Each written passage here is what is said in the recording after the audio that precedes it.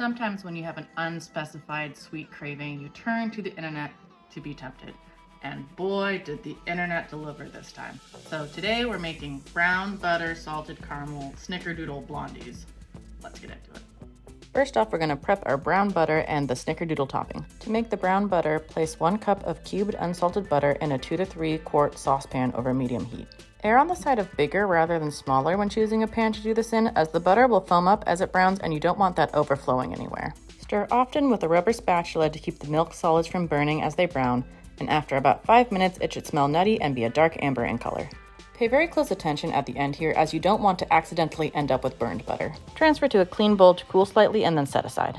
Then to make the Snickerdoodle topping, add 2 tablespoons of sugar and 1 teaspoon of cinnamon to a small bowl. Mix to combine, breaking up any lumps of cinnamon or sugar, and set aside. To the bowl of cooled brown butter, add 2 cups of packed brown sugar and mix with a wooden spoon to combine. The mixture will be quite thick. Then add in 2 room temperature eggs and a tablespoon of vanilla, mixing well.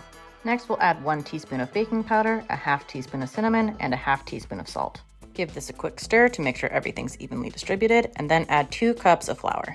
Stir until just combined, as we don't want to overmix the dough, and then set aside. To build the blondies, line a 9x9 pan with parchment paper and then spray everything down with cooking spray. Then pour half of the blondie dough into the prepared pan, using your fingers to help press the dough out into the corners if necessary. Then add a 1/3 cup of salted caramel sauce, warmed so it's spreadable over the bottom layer. Check out my recent videos if you want to see how to make this at home. It's super easy. Then cover with the remaining dough, again making sure that it reaches the corners. Sprinkle the Snickerdoodle topping over top and then pop into a 325-degree oven to bake for 30 to 40 minutes.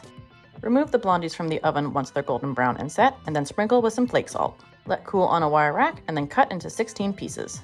And there you have it, super decadent brown butter salted caramel Snickerdoodle Blondies. Anything with 2 sticks of butter and 2 cups of sugar can't be bad. Well, maybe for you, but that's beside the point. So let's dig into these.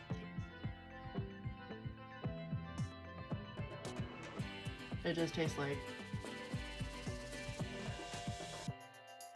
an ooey-gooey brown sugar bar. Wow. The salt from the caramel, the flake salt on top is A, really good, and B, given how much sugar in this, super necessary to make this a more balanced bar. I would definitely recommend trying these. Let me know if you make them.